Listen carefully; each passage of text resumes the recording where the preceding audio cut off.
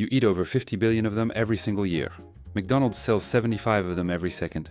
It is the most consumed food item in the United States. And nobody can agree on who invented it. Welcome to the Food Files. Today we open a case that has been unsolved for over 140 years.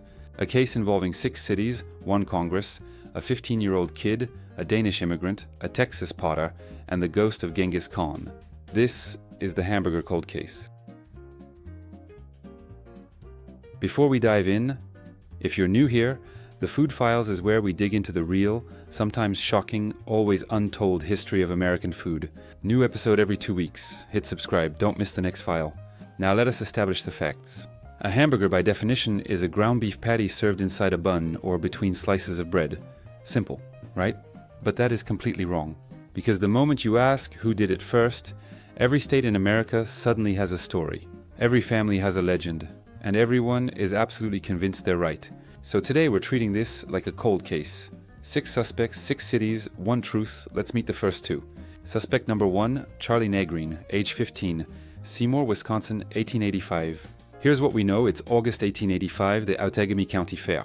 A teenager named Charlie Negreen shows up with an ox cart full of meatballs he's planning to sell. Business is terrible. Nobody wants meatballs they can't eat while walking around a fair. So Charlie does something simple. He flattens the meatballs, puts them between 2 slices of bread, and starts selling them as, quote, hamburgers. Why hamburgers? Because ground steak was already a popular dish imported from Hamburg, Germany, by German immigrants. Charlie figured the name would sell. It did. From that day forward, Charlie Negreen was known as Hamburger Charlie for the rest of his life. He returned to that same fair every single year until his death in 1951, 66 years of burger selling. The city of Seymour, Wisconsin still calls itself home of the hamburger. They have a statue, they host an annual burger fest. Believe me, they are not joking. But here's the problem with Charlie's story. Food historians point out a critical flaw. A flattened meatball is not necessarily the same thing as a ground beef hamburger patty. Was it really beef? Was it seasoned differently? Was it actually the same dish we know today? Seymour says yes. Historians say maybe. Case open, evidence inconclusive. Suspect number 2, the Menches brothers, Frank and Charles, Hamburg, New York, 1885. Same year, different state, completely different story. Frank and Charles Menches were traveling food vendors. They worked the county fair circuit across the Northeast, selling pork sausage sandwiches. Business was good, until it wasn't. At the Erie County Fair in Hamburg, New York, they ran out of pork. They had bread, they had a crowd, they had 0 pork, so they improvised. They substituted ground beef. And to make it taste better, they added coffee and brown sugar to the patty mixture. When customers asked what this new sandwich was called, Frank Menches looked up and saw the town's name on a banner hanging across the fairground. Hamburg, New York, he called it a hamburger. The Menches family has been telling this story for over a century. They still run burger restaurants in Northeast Ohio today, proudly displaying their heritage. But here's the flaw in their case. If the Menches brothers named it after Hamburg, New York, then the word hamburger was invented in America. But if Negreen named it after Hamburg, Germany, then the word was already in use before the Menches arrived. 2 suspects, same year, same concept, 0 agreement, 2 suspects down, 4 more to go. And one of them has the Library of Congress on their side. Don't go anywhere. Part 2 is next. So far we have 2 suspects from 1885, a 15-year-old kid in Wisconsin with a flattened meatball, and 2 brothers in New York who ran out of pork at a fair. Both claim 1885, both claim the name, neither can prove it. Now let's meet the suspect the United States government decided to officially believe. Suspect number 3, Louis Lassen, New Haven, Connecticut, 1900. Louis Lassen was a Danish immigrant. He ran a small lunch wagon called Louis' Lunch in New Haven, Connecticut. The story goes like this. One afternoon in 1900, a customer rushed in. He said he was in a hurry. He needed something fast, something he could eat on the go. Louis had leftover ground steak trimmings from the day before. He grilled them up, pressed them between 2 slices of toast, added some condiments, and handed it over. The hamburger sandwich, according to New Haven, was born. Here's what makes Louis Lassen the most powerful suspect in this entire case. The Library of Congress, the official memory of the United States, has formally credited Louis' Lunch as the birthplace of the hamburger. That is not a small thing. That is the federal government of the United States pointing to one man, one city, one year. And Louis' Lunch is still open today. Same location. Same vertical gas broilers from 1898, same method. Burgers served on toast, never on buns, because that's how Louis did it in 1900. But the case is not closed, not even close, because food historians have pointed out a serious crack in Louis' story. In a 2007 article for the Los Angeles Times, food writer Josh Ozersky argued that what Louis Lasson likely served was a steak sandwich, not a ground beef hamburger. The two things look similar. They do not taste the same, they are not the same dish. Library of Congress or not, the debate continues. Suspect number 4, Oscar Weber Bilby, Tulsa, Oklahoma, 1891.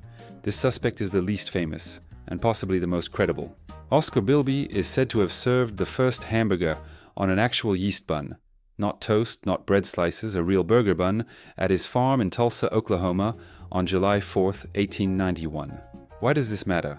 Because technically, a hamburger as we know it today requires a bun. Not toast, not sliced bread, a bun. If we use that definition, every single suspect before Bilby was making something slightly different. They were making ground beef sandwiches. Bilby made the first actual hamburger. The Bilby family still runs Weber's Root Beer Stand in Tulsa, voted the city's best burger repeatedly since 1933. Suspect number 5, Fletcher Davis, Athens, Texas, late 1880s. This is where the case gets dramatic. Fletcher Davis was a pottery maker from Athens, Texas. When business slowed down in the late 1880s, he opened a small lunch counter on the courthouse square. He started serving ground beef patties on bread, topped with mustard, onions, and pickles. Customers loved it. Then, in 1904, Uncle Fletch took his burger to the St. Louis World's Fair, the biggest event in America that year, and introduced it to the nation. Texas historian Frank X. Tolbert dedicated years of research to proving Davis was the true inventor.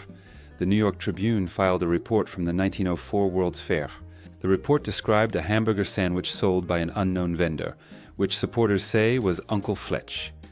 Athens, Texas still holds the Uncle Fletch Davis Hamburger Festival every September. But here's the twist. In 2007, food writer Josh Ozersky searched the entire New York Tribune archive from the 1904 World's Fair. He found 0 dispatches mentioning a hamburger. He also found that Fletcher Davis was not on the fair's official concession list. No record, no concession permit, no proof. Suspect 5, compelling story, 0 documentation, 5 suspects, 5 cities, 0 consensus. So in 2007, someone decided enough was enough. Someone decided to settle this once and for all. That someone was the United States Congress. And even they couldn't do it. Part 3 is where this case gets truly insane. Let me paint you a picture. It's 2007. Washington, D.C., the United States Congress, the most powerful legislative body in the world, home to the people who decide wars, budgets, and foreign policy. And on that day, they were debating who invented the hamburger. I am not making this up. In 2007, the U.S. Congress took up a formal resolution to officially recognize the birthplace of the hamburger. Oklahoma Congressman Dan Boren pushed for Tulsa, backing Oscar Bilby's 1891 bun claim. Texas Congressman Louis Gohmert pushed for Athens, Texas, backing Uncle Fletch Davis. Wisconsin and Connecticut had their own congressional allies. The debate went to committee, arguments were made, evidence was presented, and the result? No resolution was passed. The United States Congress, the same institution that put a man on the moon, that passed the Civil Rights Act, that built the interstate highway system, could not agree on who invented the hamburger. The case was officially left unsolved. To this day, there is no federally recognized birthplace of the hamburger in the United States. 6 suspects, 140 years, 1 Congress, 0 answers. But here's what nobody in Congress talked about. Here's what every single American city claiming the hamburger conveniently forgets to mention. The hamburger, or more precisely, the concept of eating ground beef, did not start in Wisconsin, did not start in Texas, did not start in Connecticut or Oklahoma. It started in the 12th century, on the steppes of Central Asia, with the army of Genghis Khan. Here's the actual history. The Mongol warriors of the 13th century were the most mobile cavalry force the world had ever seen. They rode for days without stopping to cook. So they did something practical. They placed raw ground meat under their saddles while riding. The pressure and heat from the horse would slowly tenderize the meat. They would then eat it raw with one hand while still in the saddle. This technique traveled west as the Mongols conquered. In 1238, Kublai Khan's forces reached Moscow. The Russians adopted the technique, calling it steak tartare, tartare being their name for the Mongol people. From Russia, the dish moved into northern Europe. German sailors and merchants brought it to the port of Hamburg in the 17th and 18th centuries. There it evolved. It was cooked, it was seasoned. And it became known as the Hamburg steak. a dish popular among sailors arriving in New York Harbor in the 19th century, sold at food stands with the slogan, "Steak cooked in the Hamburg style." German immigrants brought the Hamburg steak to America, and American entrepreneurs turned it into a sandwich. So here's the real timeline.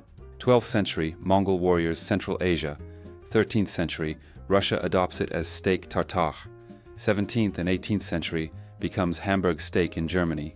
19th century, German immigrants bring it to New York. 1885 to 1904, multiple Americans claim to put it in a bun. The hamburger didn't start in America. America just perfected the packaging. So who really invented the hamburger? Honestly, nobody did, and everybody did. The concept came from Mongolia. The name came from Germany. The bun came from Oklahoma, probably. The mass distribution came from Connecticut. Officially, the cultural explosion came from the 1904 World's Fair, and the global empire came from McDonald's. The hamburger is not an American invention. It is an American transformation. Every culture that touched this country left something in that patty. The Mongols, the Germans, the Danish, the Texans, the immigrants, the fair vendors, the lunch counter owners. That's not a story about one inventor. That's the story of America itself. That's the file on the hamburger. Case officially still open. If you want to keep digging with me, subscribe to the Food Files. Every episode we open a new case, new lies, new myths, new history. Next time on the Food Files, we're heading to Chicago and New York. 2 cities, 1 pizza, 70 years of war. That file drops in 2 weeks. Until then, stay curious, stay hungry. And remember, nothing on your plate is exactly what you think it is.